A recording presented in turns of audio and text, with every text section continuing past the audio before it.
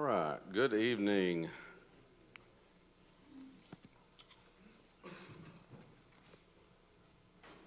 If I seem frazzled, it's just because I am. Busy day today, but the best kind of busy.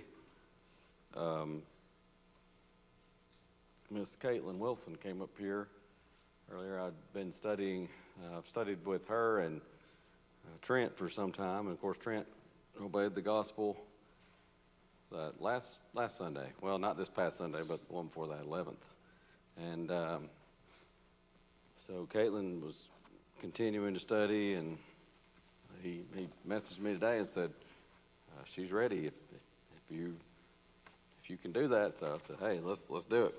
So she was baptized into Christ this afternoon. So that was a wonderful thing. And Chris said something, I don't know, it was the other day we were talking. He said, we're just going to keep working on the baptistry rooms because apparently it's just, we're wearing out that baptistry while it's under construction. So apparently we just got to keep work going on that thing because something about it. But that's a good thing. It's wonderful. And so that's exciting news, and more exciting news to come. All right.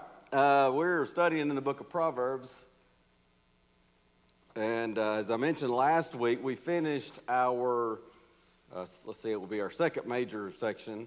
We've looked at what we call general wisdom or self and God. We've looked at the section on speech, how we speak, and relative to that. And I'm missing a sheet. I'm just going to wait. We may not even get to it. So if we do, y'all just have to bear with me because, I don't know, I only printed one page here. Something went wrong. But we'll see. So sometimes I think we're going to get a lot further than we do. So let's just wait and see how that goes. So this next section is on work. We'll cover a section on work, section on money. Proverbs has a lot to say about work and diligence in work versus laziness, being responsible and so on. Proverbs has a lot to say about money. How do we handle money? What's our attitude toward it? Do we serve God? Do we serve money? So on and so forth. Those will be our next two major sections. These are the shortest of our major sections, these two. And then the long ones being the first and what we will cover last, which will be relationships. So let's go. I just don't understand. I've got I said I had what I needed, but I know I've left a verse out. So let me see. Something just either didn't print right or I messed something up in my notes, and I hope I didn't mess something up in my notes because I know Proverbs 6 is where I'm supposed to be beginning here. Work. Well, that's got the 10:16 is the first one. Is it? Oh, I know. That's my fault. I was thinking. I know why I was thinking that. It's in a different subsection of work. Proverbs chapter 6. Go to the ant, thou sluggard. And I'm like, I know that's in there. It's under laziness. That's our next subsection. Okay, chapter 10. That'll be in our next subsection. Just put a peg there. Chapter 10, verse 16. Thank you, Bob. I knew something was not adding up. Chapter 10, verse 16. You see New King James and ESV there. King James says, the labor of the righteous tendeth to life, the fruit of the wicked to sin. Now let's see how your memory is. If you remember this, I've mentioned it several times. There is a theme in the book of Proverbs. Don't say, any of you wise guys out there, don't say wisdom. But there's a theme in Proverbs that is repeated over and over and over that I've mentioned several times. Do you remember this? Don't be dumb. That is one that we've mentioned several times. This is a theme that we read about in the New Testament. Paul explicitly states it. And it's stated in so many words many times in Proverbs. Think Galatians chapter 6. Is that ringing a bell yet? Galatians 6, 7. God is not mocked. Whatsoever a man soweth, that shall he also reap. Man, that is so many times. It's not in those exact words, but that principle, you reap what you sow, is over and over and over again in Proverbs. And here it is again in so many words. The labor of the righteous, it tends to life. The fruit of the wicked tends to sin. You reap what you sow. And living godly tends to be a better, longer, more peaceful life. I've said it so many times before. How many times, when you hear a lot of times of something tragic happening, it's still tragic, and I'm not trying to minimize the tragedy of it, but it's so often it's something that was totally avoidable had there not been sin involved. It was several years ago, I was reading about, might have been in Atlanta, a fan that fell from an upper deck or something at a stadium. I literally heard that, and I think I was at home, and I said it almost just popped out, and again, I wasn't trying to be flippant in any way, but I said, I bet you alcohol was involved in that. And sure enough, it's not to say that, if you live a life that is godly, that is, striving to follow the Lord, that bad things will never happen. Please don't fall into that trap. We've been talking a lot about that on Sunday mornings, studying Ecclesiastes. We've mentioned, even within that class, Job, which is also a part of wisdom literature. Job teaches us that. Just because you live a godly life doesn't mean you're not going to ever have anything bad happen, or that you're not going to suffer in any way. But it is a better life. It is often, again, not always, but often a longer life. It's often a more peaceful life. I put in my notes for this verse here, Proverbs 10:16. Sometimes I've heard it a lot recently. I don't know if it's just kind of one of those kind of recent cliches or whatever, but there's a saying that people say a lot. You play stupid games and what? You win stupid prizes. That's kind of Proverbs 10:16. If you play foolish games, a lot of times there are going to be foolish prizes. And so you reap what you sow. But that's in the context of life, but here it also specifically mentions in the context of how we work. All right, let's go to chapter 12. Verses 11 and 12. King James has it as, he that tilleth his land shall be satisfied with bread, but he that followeth vain persons is void of understanding. Verse 12, the wicked desireth the net of evil men, but the root of the righteous yieldeth fruit. Well, you see the ESV there, he who follows worthless pursuits, seems to be a little bit better way of putting that, or frivolity is the way the New King James puts that. Frivolity? It's words you don't hear every day. Sometimes I read some of these words in the New King James or the ESV or other modern versions, and I think, man, and people accuse the King James of using big words. So, anyway, frivolity. There you go. There's our word for the day. But worthless pursuits. I like that way of putting it. That's probably a little more a rank and file, everyday language way of putting it. It's a very similar thought to, very similar wording even to chapter 28, verse 19. He that tilleth his land shall have plenty of bread, but he that followeth after vain persons shall have poverty enough. But the ESV, I think, is, at least as from the ones that I've looked at, I like their rendering the best. In other words, there's a time for recreation. There's a time for rest. And God knows that. That's kind of how we're built. In fact, we're not, sometimes we forget this. We're not made to just go, go, go, go, go. You got to have rest. And boy, the stories could be multiplied, and probably many of us in this room could tell stories of how we didn't pay attention to that fact, and we paid for it. So sometimes you get to a point where the body just says no more, because it's got to have some rest, and we're overdoing it. And it may be health problems. It may be something in that moment. It may be even something that goes on beyond that. It's kind of more of an ongoing thing, but we're not made that way. And so God, even back to Israel, he gave them the Sabbath day as a day of rest. We're not under Sabbath law today because the Old Testament, the old law has been nailed to the cross. But it's the point there that God understands you need rest.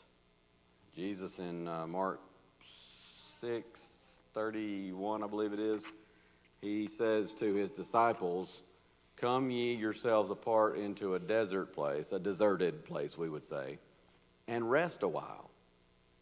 And then Mark adds the commentary, "For there were many coming and going, and they had no leisure so much as to eat." In other words, Jesus says, it's been a busy day. You haven't even eaten. You've got to take a break. And so sometimes we forget that. There's a time for rest. And a lot of times, we err on the other side of that. We're too much rest, too much recreation, and it can get us away from the work that we need to be doing. But make no mistake, the other extreme is very real, where people will just work and work and work and work, and they never take time for recreation. They never take time for rest. And that's equally foolish and damaging to us. So there is a time for the rest, for the recreation. There's a time for fun. But life is short. Make it count for something worthy. Don't neglect the rest that your body needs, that your mind needs. Don't neglect the recreation and the fun that we need. But there's also a time to work. Don't get caught up in worthless pursuits, to quote the ESV there. The thought of verse 12 seems to be, some people have kind of a little bit of a different take, but it seems to me the most logical understanding of verse 12 is he's saying, don't covet, don't be jealous of ill-gotten gain. So the idea there is the spoil of evildoers. In other words, you might see somebody, maybe they could be that they're cheating. It might be a thief. It might be somebody that is in some kind of, sometimes you see these, it might be on television. Sometimes television glorifies stuff and makes it worse than it is. But make no mistake, there are people that they make a lot of money. It might be selling drugs or getting into some other kind of illicit, illegal type business. But whether it's that or somebody who's stolen something, or they're making more money, extra money, because might be that somebody has a lot more money because they don't give anything to the church, don't give anything to the Lord.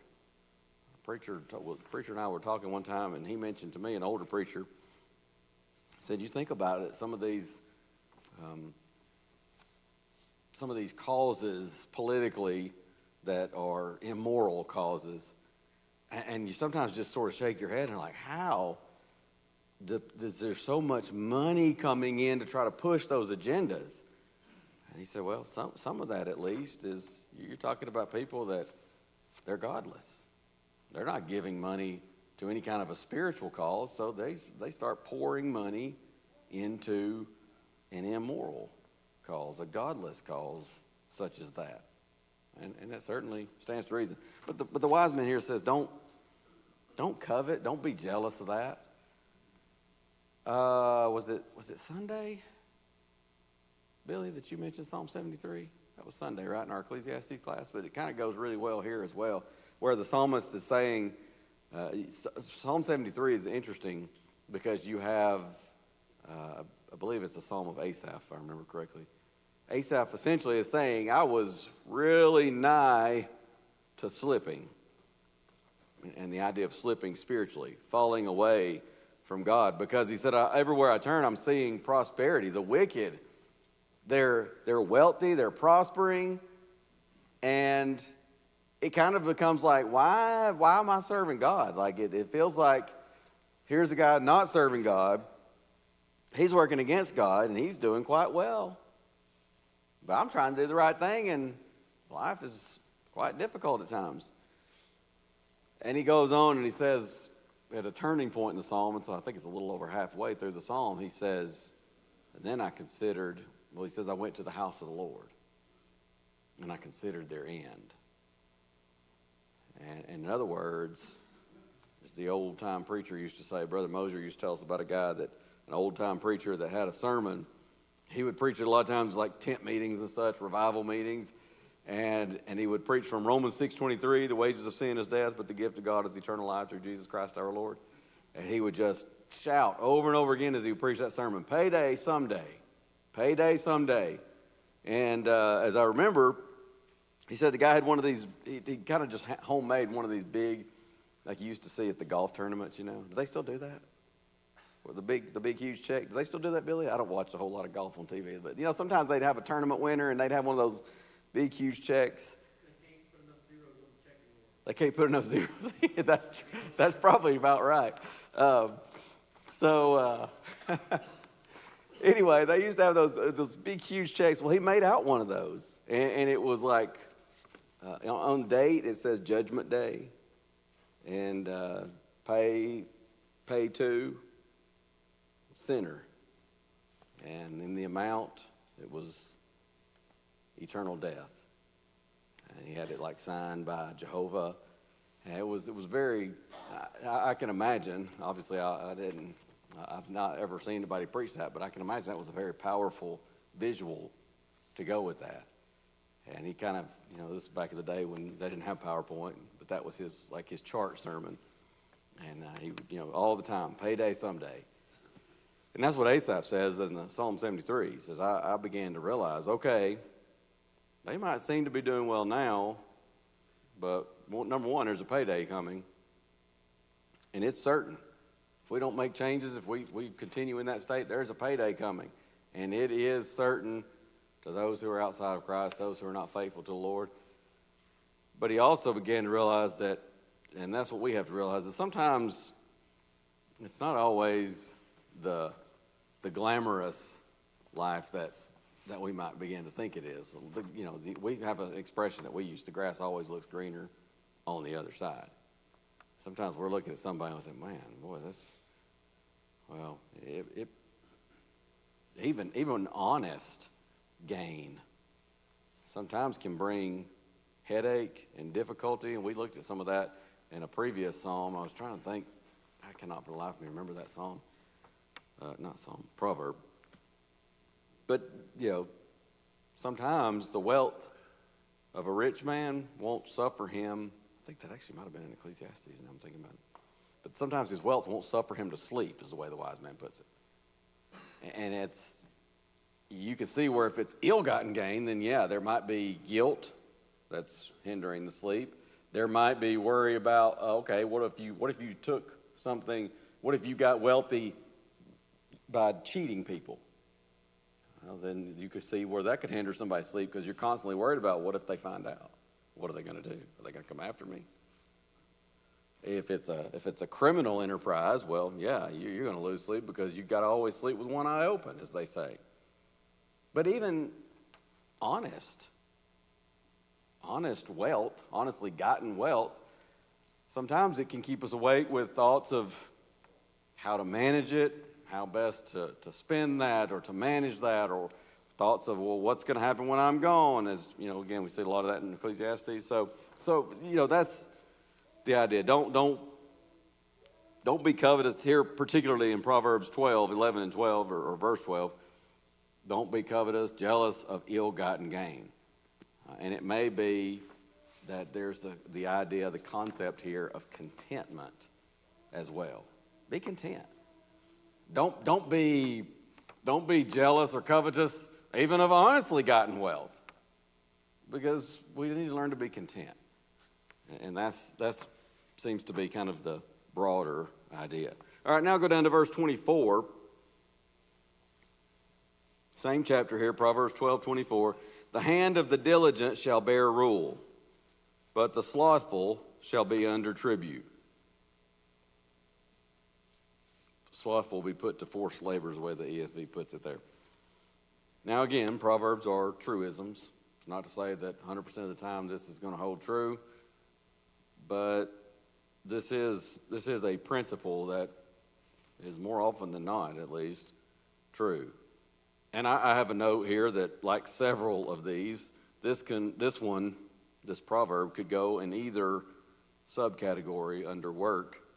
We could put it in diligence, as we have here, or we could put it in the laziness category. I tried not to duplicate, and sometimes I just had to choose one or the other. I chose diligence here because that's what's mentioned first. The hand of the diligent shall bear rule, but the slothful, the lazy person, shall be under tribute. The lazy person becomes a slave, though. It might be he becomes a slave to the diligent man because the diligent man is hardworking. It might be a reference to becoming slave to his own desires. Does that ever happen? Here's a person, they're lazy. Oh, but they got their desires that might be habits, might be just hunger. Oh, but he's not going to work. And so, I've often said, and in fact, just by virtue of what I do as a preacher and being a full-time preacher, it just never ceases to amaze me sometimes how people will work far harder to go around begging. Now, I'm not talking genuinely in need people, because I've dealt with some of those as well, and happy to bend over backwards to help somebody like that. But sometimes it's just begging, coming up with a story that just you find out has holes in it, or maybe you find out somehow later on that my friend Brent tells the story of not just a story, it happened to him. A guy that came, and he had, a story that was just it really just tugged on the heartstrings, and I think he helped him. And, or he might have, I want to say he did help him, because the guy ends up leaving. And at some point, he just happens to call. I think the guy gave a reference. He was posing as somebody like a member of the church that was in need. Like, I'm one of your brethren. And at some point, either somebody called Brent, or he called one of them, maybe the phone numbers or a church that the guy mentioned. And they said, we don't know him. Or, like I said, it may have been somebody called him and said, no, this guy he conned us too. Well, it made him so aggravated. He somehow found out, the guy, I don't know if he had told the guy, or the guy mentioned something about going somewhere else, or maybe he saw him go, but it was a denominational church that was just down the road from them. But he said, I was so mad. I went down there. And he said, I just walked in, their doors were unlocked. I walked in, and I walked into this preacher's office, and there he sits. And he said, I just walked in and said, don't you give this guy anything. He's a liar. And because it made him so mad, because he had tried to help, and the guy just, really poured on with this story. But that happens sometimes. And what amazes me is that sometimes I'm like, man, it will be easier for you just to go get a job than to do all of this. And what is so abominable about just doing some honest work? And again, sometimes people are in genuine need, and I've run across both. But sometimes people act like, I can't go do that. I couldn't go work at McDonald's. What's wrong with that? I couldn't go do this job or that job. What's wrong with that? If it's honest work. I've always told my children. In fact, I remember telling when my two oldest boys were just little bitty fellas, and it was just, I don't even know, might have even been before Noah was born. We several times we'd talk about, you know what, if you go work at a burger place and you're flipping burgers, you'd be the best burger flipper that's at that place. You'd be the best burger flipper they've ever seen. If you're taking out trash, you're the trash guy. Be the best trash man that city's ever had. Whatever you're doing, you go somewhere and they put you to cleaning toilets. Be the best toilet cleaner they've ever seen. Because that's honest work. If you do it, and do it to the best of your ability, that's what counts. I don't know where we got off on this business of certain jobs are beneath me. That's not a Christian mindset. I'm just going to tell you. So, the hand of the diligent shall bear rule, the slothful shall be under tribute. Diligence, Alden, I've mentioned a few times his little brief commentary that's got some really good thoughts in it. He says, diligence is being, quote, a self-starter. And in parentheses, he says, not a clock watcher. That's so true. That's diligence. A self-starter. Who, I mean, we got a lot of people in here that you run a business or you work as a supervisory type position or you have done that, and you know how it is. Sometimes you go in, there's certain people that you know, as soon as they see you, they're trying to make sure they keep one eye on the door, so if the boss man's coming, they look real busy real quick because they're not working. Or maybe they're constantly watching the clock. Man, when can I get out of here? That's far cry from a diligent, hard-working person. Diligence also means we're investing time, energy. We respond to opportunities, try to take advantage of opportunities. Diligence also means being persistent. And so we could just park it right here and talk about diligence in our Christianity. Persistent as far as being faithful to the Lord, looking for opportunities to help others, to teach others, to encourage others, investing time, investing energy. We can talk about diligence in our work within the church, whether it might be as a Bible class teacher, it might be as a minister, an elder, a deacon, whatever category of work I might be doing, investing that time, that energy. Sometimes we look at it as like, well, I mean, I ought to appreciate whatever they get out of me. I mean, it's not like I'm getting paid. That's not a diligent person. Sometimes we act like just sort of not looking at those opportunities, just let those go right by because, I mean, I got other things going on. When diligence would demand, and especially diligence realizing it's work for the Lord, diligence would demand that, really, I'm going to give that a higher priority. With the understanding that I've got to work my job, I've got to take care of my family and all that. God knows that, and I guarantee you all the brethren of the church understand that, but I'm talking about just letting stuff slide and doing less than our best for the Lord. And sometimes we can fall easily into that mindset. Well, I mean, I'm not getting paid for this, so. We could talk about diligence in our secular jobs. On and on we could go. You get the idea. Man, there's so much. Like I said, we could just park it there and just preach and teach for weeks. All right, anything else before we go to chapter 13? Chapter 13, verses 11 and 12.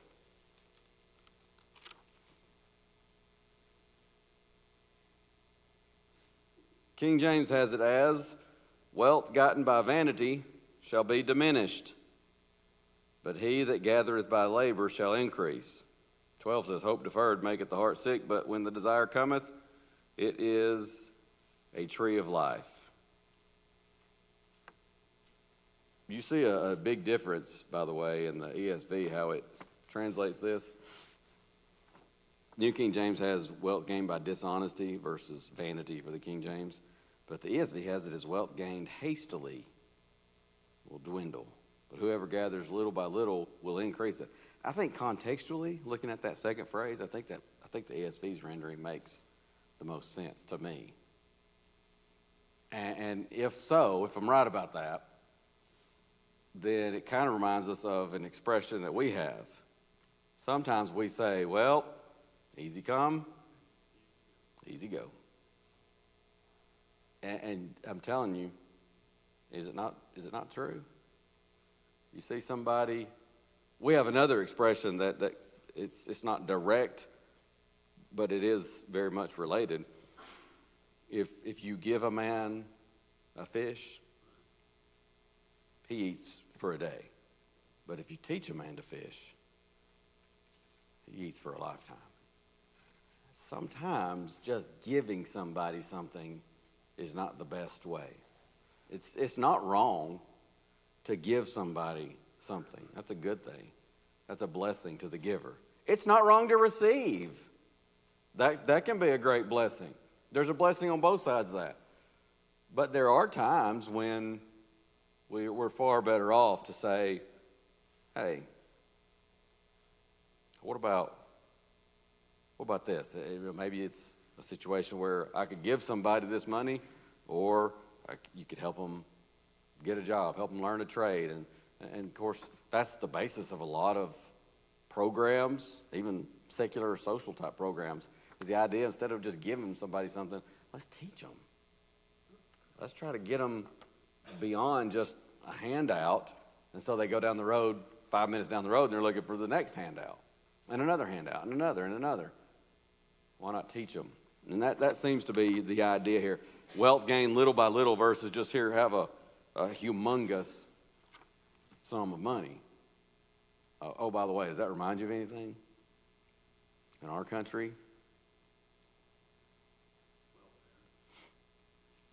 Welfare, or I thought I heard somebody else say it. The lottery. And you ever follow those lottery winners down the road? Nobody really wants to talk about them after after the whole hubbub of they won the lottery, $5 million Powerball or whatever it is, You check up on those people in a few years. It is astounding how many are broke. Broke is a joke. As Jacob would say, and I think he stole it from you, Chris, broke as a convict. and quick, because they can't handle it. You just give it to them. And even lottery, a lot of times they won't pay out a lump sum.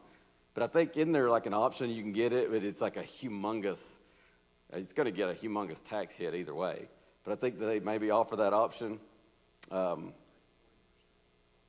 yeah, I knew it was a huge amount. So, but you got people that sometimes be like, no, just give it to me. Yeah, I'll take it, whatever, take your cut. I remember years ago growing up, there were some people that lived close to us, and they were just middle-class people. They certainly weren't poor. Of course, that's a relative term. Anybody in this country, it's hard to describe them as poor compared to most of the world, but even by United States terms, they weren't poor. They weren't rich. But one day, they drive home, they got this new sports car. And, of course, we lived out in the country, and it's kind of like, what's up with that? Well, come find out, they had a grandmother that was in the nursing home. I knew I'd heard that the grandmother had recently passed. Well, said they were moving her one day, and they dropped her. And she died not long after that. I don't think she was in very good health at all. It may or may not have had anything to do with it. I don't know. But there was a lawsuit. And they won. And I think it was like one of those deals where they settled. And they gave them a big lump sum of money. It was a sports car. And then oh, by the way, that's how they got to live close to us. It was a brand new house first. Well, it wasn't brand new, but it was brand new to them. A big house. Then it was the car. Then it was something else. Then it was something else. And then it just stopped. And everything went back to, in fact, if anything, it started running down. Because they blew it. They just blew through it in no time. That seems to be the idea here in verse 11 of chapter 13. Get rich quick schemes, they're high risk, and even if they work, it's just not appreciated like hard-earned wealth. I'll never forget. I don't think if I live to be 100, I'll forget it. One day, there was a buddy of mine. He was a likable guy, but like a lot of kids, his parents gave him a car when he turned 16, a Mustang. Now, I don't mean any offense, but if you're giving a 16-year-old a 5.0 Mustang GT, you probably need to spend some time in Proverbs, because there's not much wisdom in that. And especially a 16-year-old boy, but a 16-year-old period, but especially a boy. So this guy, and his parents, with all good intentions, did that. And they, oh, by the way, also put tires on it. So guess what he did all the time? I mean, he would just ball a tire everywhere. So one day, a bunch of us guys, we're hanging out, and somebody comes and says, hey, who's got the Mustang out here? It's mine. And he says, I can't get out. I need you to move. And so this other fella comes out. His name was Chad, too. And he says, hey, let me see your keys. And he says, what? He says, I'll move it for you. He says, I ain't going to do nothing, I promise. Just. So I was like, okay. So he moves it. He gets out. Then he says, oh, wait. And he turns around and goes back to the car. And he's like, hey, what are you doing? He said, just want to see something. So we're all kind of like, what? So he gets in the car, he puts it in drive, and he pulls up about 2 feet. He stops, puts it in park, turns it off, jumps out, throws him the keys. He said, what was that about? He said, I was just curious if that car could move without balling a tire. Turns out it can. Because every time that dude would go somewhere, he would spin out the tires and leave, just a long black streak as he could there. All the time. It was like, you know who's paying for those tires. It ain't him.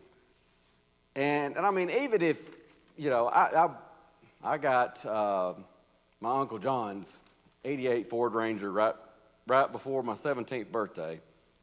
And I couldn't have spun a tire in that if I'd tried, I don't think.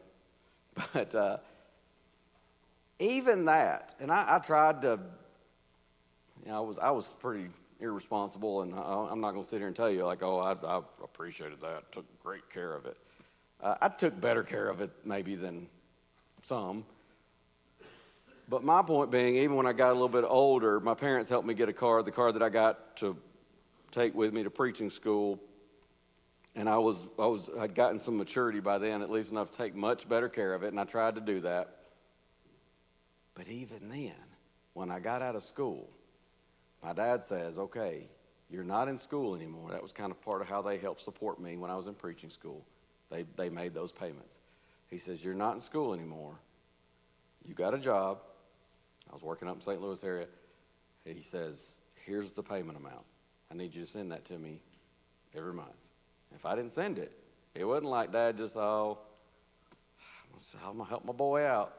No, he was helping his boy out, but he was helping him out by calling him and saying, hey, your bill's due. I didn't get your car payment. Is it in the mail? Should I be looking for it? I'm like, yeah, be looking for it in a few days because I'm going to write the check now.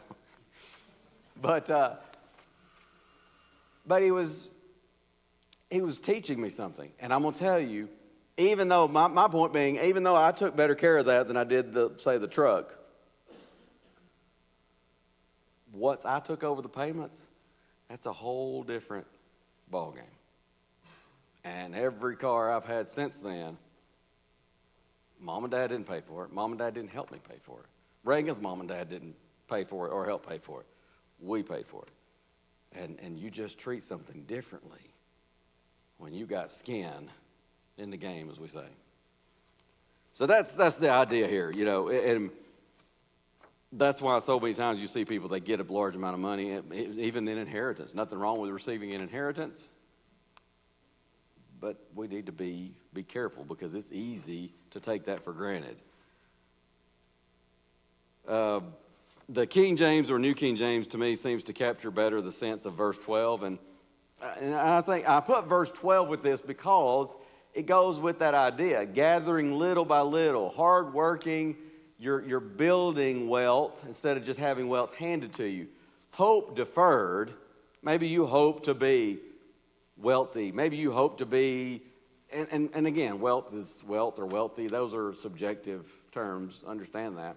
Maybe you hope to be simply financially independent. Let's put it like that. It may not be that you're thinking, well, I want to be a millionaire, maybe. But what if it's just to be stable? That's your hope. But that doesn't come right away. Hope deferred makes the heart sick, but when the desire comes, it is a tree of life. Have you ever had something that you really had your sights set on, but nobody's going to just hand it to you? You got to work for it. And maybe you're working for it, and you're looking and you're seeing the savings are building up. You ever do this even as a small child? So again, sometimes some wise parents sometimes will help us. And they'll say, now, honey, if you want that, we sometimes my parents say, we'll give you X amount toward that. But if you want that, you need to start saving your money up. Hey, man, I mean, you're counting. Maybe you got the little piggy bank or something, and oh, man. And when the day comes that you've got enough, that's exciting. And you remember that, man. I mean, like I can remember that even now from being a child, how exciting that was. Because hope deferred, it makes the heart sick. Some days you're just like, you're looking at the numbers, you're like, I'm never going to get there. I'm never going to get that bike. But when the desire comes, man, that's a tree of life. That's exciting. And so that's the reason I put that verse with this, because I think those thoughts go together. Again, handouts as opposed to hard-earned money. And let's go to verse 19. I realize the second bell's about to ring. Similar thought here. The desire accomplished is sweet to the soul. That first phrase is very similar to the one we just read in 13:12. The desire accomplished is sweet to the soul, but it is abomination to fools to depart from evil. That second phrase seems unrelated, really, to that first phrase. And there are a handful of proverbs like this within the book. You may have noticed a few. Usually there's some correlation, but sometimes it doesn't. And a lot of times that's a matter of difficult Hebrew words. I've told you before, Hebrew words can be so flexible. And some words are very rare. They're very ancient Hebrew words, and it's hard to determine exactly what they mean. And sometimes it's like, okay, this is the best we can do with that translation. And sometimes there are words that we know the Hebrew words, and it's just there may be other reasons why it seems unrelated, but it's not altogether unrelated, if that makes sense. 14:4. I got 1 minute. Where no oxen are, the crib is clean, but much increase is by the strength of the ox. Here's a general bit of wisdom, a general principle of business, a general principle of work, a general principle of life. Productivity means investment, and at times productivity, getting things accomplished, means you got to clean up a mess sometimes. I think it was in high school, a teacher. He had a sign on the wall, might have been on his door. It says, a clean desk is a sign of a sick mind. We sometimes say to make an omelet, what? You got to break a few eggs. And, sometimes we'll even say things like, you got to spend money to make money. Hey, if you want a clean barn, and this is in an agricultural setting, you got a pristine, clean barn, guess what you ain't got? Animals. And if you ain't got animals in that culture, you ain't got crops. But if you got crops, you got the animals working the fields, guess what? You're gonna have a mess in the barn to clean up. But that's how life is. Productivity means investment, and it also means sometimes there are messes to clean up. All right, let's stop there. Thank y'all so much for your time and attention. Anything else before we stop there? All right. We'll pick up there, Lord willing, next Wednesday night. Thanks, y'all.